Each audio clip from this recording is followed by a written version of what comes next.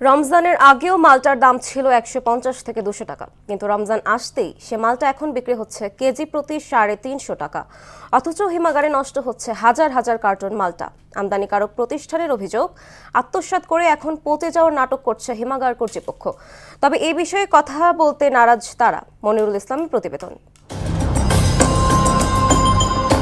বাজারের প্রতিটি ফলের দোকানেই থরে থরে সাজানো মালটা, যা ইফতারের অন্যতম অনুষঙ্গ। তবে মালটার দামের উত্তাপে তা ছুঁয়ে দেখাই মুশকিল। এমন দৃশ্য রাজধানীর ফল বাজারের যেন খুব চেনা গল্প। এ নিয়ে যেন ক্ষোভের শেষ নেই ভোক্তাদের। যতটুকু পরে যেখানে 1 কেজি নিতাম সেখানে হাফ কেজি নিয়ে এখন কাজ চলতেছে আর কি। সরকারের এটা মনিটরিং করে কমানো উচিত। বিপাকে খুচরা ব্যবসায়ীরাও বলছেন, দাম বাড়তি হওয়ায় ফিরে যাচ্ছেন ক্রেতারা, কেউ আবার কিনছেন সীমিত। সারা পৃথিবীর সব রাষ্ট্রের দাম কম থাকে, রমজানে বাংলাদেশের দাম বাড়ে। অনেকে মনে করেন ফল ইফতারের সময় খাইতে পারতেছে না। যেমন দামে কিনি তেমন আমরা 10-20 টাকা লাভ করি।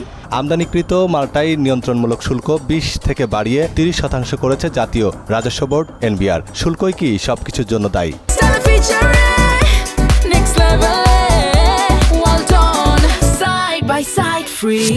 সে প্রশ্নেরই উত্তর খোঁজার চেষ্টা।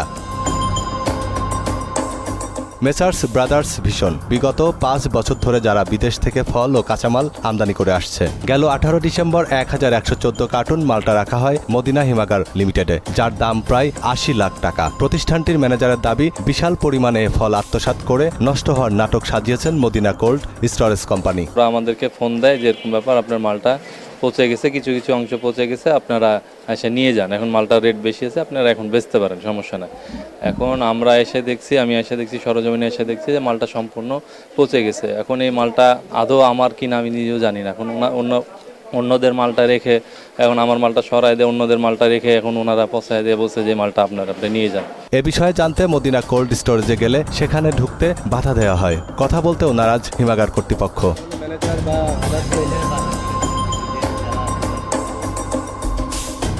আমদানিকারক প্রতিষ্ঠানের অভিযোগ, থানায় অভিযোগ দিয়েও মিলছে না প্রতিকার। ওনাদেরকে তো আমরা বলছি, ওনারা তো আমরা কোনো রেসপন্স করি না। হিমাগার কর্তৃপক্ষের এই ধরনের কারসাজি তদন্ত করে ব্যবস্থা না নিলে ফলের বাজার কখনোই স্থিতিশীল হবে না বলেও মনে করেন তিনি।